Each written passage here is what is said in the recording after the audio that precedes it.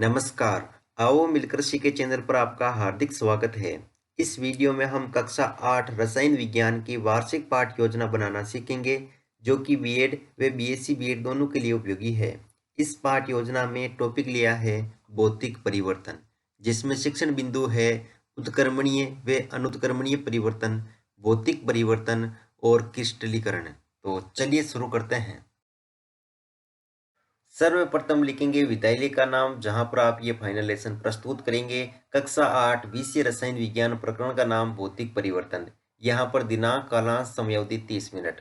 फिर दोस्तों एक टेबल ड्रॉ करेंगे जिसमें लिखेंगे शिक्षण प्राप्य उद्देश्य और यहाँ पर अपेक्षित व्यवहारगत परिवर्तन। इसमें पहला लिखेंगे ज्ञानात्मक। इसमें लिखना है छात्र भौतिक परिवर्तन का प्रत्यास्मरण कर सकेंगे। छात्र भौतिक परिवर्तन का प्रत्याविज्ञान कर सकेंगे। अवबोध, छात्र भौतिक परिवर्तन की व्याख्या कर सकेंगे। छात्र भौतिक परिवर्तन को समझ सकेंगे।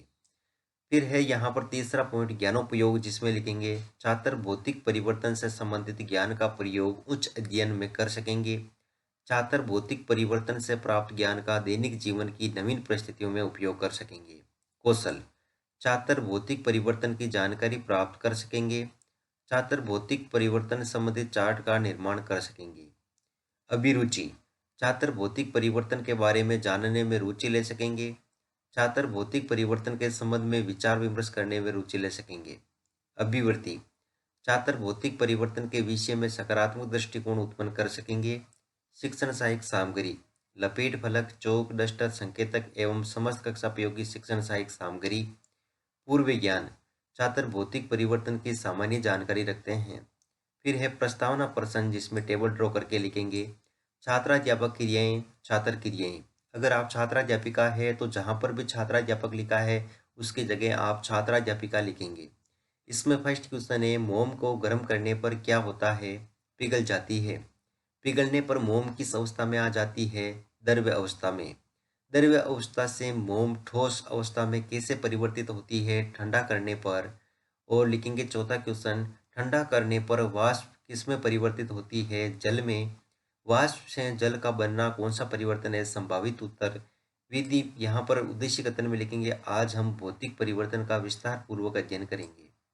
फिर है प्रस्तुतिकरण, जिसमें टेबल ड्रॉ करके लिखेंगे शिक्षण बिंदु, छात्राध्यापक क्रियाएं, छात्र क्रियाएं, विधि पर विधि, श्यामपट सार। शिक्षण बिंदु में पहला लेंगे उत्क्रमणीय व अनुत्क्रमणीय परिवर्तन। विकासात्मक प्रश्न में फर्स्ट क्वेश्चन, रबड़ बैंड को खींचने पर क्या होगा? उसकी आकृति परिवर्तित हो जाएगी। रबड़ बैंड को परिवर्तित आकृति कब तक बनी रहती है? जब तक उसे खींचा जाता है। और तीसरा क्वेश्चन, खींचने पर रबड़ बैंड की आकृति में परिवर्तन कौन सा परिवर्तन है? संभावित उत्तर विधि प्रविधि में प्रश्नोत्तर पर विधि। फिर है छात्राध्यापक कथन, जिसमें लिखेंगे कुछ परिवर्तनों को विपरीत दिशा में संपादित करके पदार्थ को पुनः पहले जैसी अवस्था में लाया जा सकता है। इससे पदार्थ उत्क्रमणीय परिवर्तन कहलाते हैं। ये परिवर्तन अस्थायी होते हैं। कुछ परिवर्तन को विपरीत दिशा में संपादित करके भी पदार्थ को पुनः पहले जैसा अवस्था में नहीं लाया जा सकता। ऐसे पदार्थ अनुत्क्रमणीय कहलाते हैं। ये स्थायी परिवर्तन होते हैं।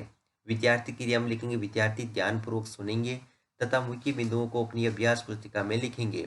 विधि में व्याख्यान विधि और श्यामपट सार में लिखेंगे वे परिवर्तन जो विपरीत दिशा में भी संभव होते हैं उत्क्रमणीय या अस्थायी परिवर्तन कहलाते हैं। उदाहरण बर्फ का पिघलना। वे परिवर्तन जो विपरीत दिशा में संभव नहीं होते हैं अनुत्क्रमणीय परिवर्तन या स्थायी परिवर्तन कहलाते हैं। उदाहरण दही का जमना। फिर बोध प्रश्न में लिखेंगे उत्क्रमणीय परिवर्तन को अन्य किस नाम से जाना जाता है? तो अस्थायी परिवर्तन। अस्थायी परिवर्तन का उदाहरण दीजिए तो बर्फ का पिघलना। फिर दोस्तों है यहाँ पर विधि पर विधि में प्रश्नोत्तर पर विधि। अगला शिक्षण बिंदु है भौतिक परिवर्तन, जिसमें विकासात्मक प्रश्न में फर्स्ट क्वेश्चन लिखेंगे नमक को जल में मिलाने पर क्या होगा? नमक घुल जाएगा। इस नमक युक्त विलयन से पूरे नमक किस प्रकार प्राप्त किया जा सकता है? जल के वाष्पीकरण द्वारा। जल का वाष्पीकरण कौन सा परिवर्तन है? संभावित उत्तर विधि प्रवृत्ति में प्रश्नोत्तर पर विधि। फिर है छात्राध्यापक कथन, जिसमें लिखेंगे भौतिक परिवर्तन के अंतर्गत किसी पदार्थ के भौतिक गुण जैसे आकृति, आकार, अवस्था, ताप, दाब आदि बदल जाते हैं। ये परिवर्तन अस्थायी होते हैं। भौतिक परिवर्तन में कोई नया पदार्थ नहीं बनता है। विद्यार्थी क्रिया में लिखेंगे विद्यार्थी ध्यानपूर्वक सुनेंगे तथा मुख्य बिंदुओं को अपनी अभ्यास पुस्तिका में लिखेंगे। विधि में वाक्यान विधि और श्याम प्रसार में लिखेंगे ऐसे परिवर्तन जिनमें केवल पदार्थों के भौतिक गुण बदलते हैं भौतिक परिवर्तन कहलाते हैं। उदाहरण नमक का जल में घुलना, जल से वाष्प बनना। फिर है बोध प्रश्न जिसमें लिखेंगे फर्स्ट क्वेश्चन भौतिक परिवर्तन में पदार्थों के क्या बदलते हैं भौतिक गुण। बल्ब का जलना कौन सा परिवर्तन कहलाता है भौतिक परिवर्तन। विधि पर विधि में प्रश्नोत्तर पर विधि। अगला शिक्षण बिंदु है क्रिस्टलीकरण जिसमें विकासात्मक प्रश्न में फर्स्ट क्वेश्चन लिखेंगे द्रव्य पदार्थ का उदाहरण दीजिए। जल, जल को ठोस रूप में बदलने पर क्या बनता है बर्फ। बर्फ किस अवस्था में होती है ठोस। क्रिस्टलीकरण क्या है तो लिखेंगे संभावित उत्तर विधि पर विधि में प्रश्नोत्तर पर विधि। फिर है छात्राध्यापक कथन जिसमें लिखेंगे क्रिस्टलीकरण एक भौतिक परिवर्तन है। क्रिस्टलीकरण प्रक्रिया में किसी पदार्थ के विलयन से उसके शुद्ध तथा बड़े क्रिस्टल प्राप्त किए जाते हैं। इस प्रक्रिया में नया पदार्थ नहीं बनता है अपितु उसी पदार्थ के क्रिस्टल बनते हैं। विद्यार्थी क्रिया में लिखेंगे विद्यार्थी ध्यानपूर्वक सुनेंगे तथा मुख्य बिंदुओं को अपनी अभ्यास पुस्तिका में लिखेंगे। विधि में वाक्यान विधि और श्याम प्रसार में लिखेंगे किसी पदार्थ के विलयन से उसके शुद्ध तथा बड़े आकार के क्रिस्टल प्राप्त करने की प्रक्रिया क्रिस्टलीकरण कहलाती है। ये भौतिक परिवर्तन है। बोध प्रश्न में लिखेंगे फर्स्ट क्वेश्चन क्रिस्टलीकरण कैसा परिवर्तन है भौतिक परिवर्तन। क्रिस्टलीकरण प्रक्रिया का उदाहरण दीजिए तो मिश्री का बनना। विधि में प्रश्नोत्तर पर विधि। फिर है अंत में मूल्यांकन प्रश्न तो फर्स्ट क्वेश्चन लिखेंगे उत्क्रमणीय परिवर्तन कहलाते हैं स्थायी, अस्थायी, परिवर्तित, अपरिवर्तित। रबड़ बैंड को खींचने पर उसकी आकृति में होगा परिवर्तित या अपरिवर्तित।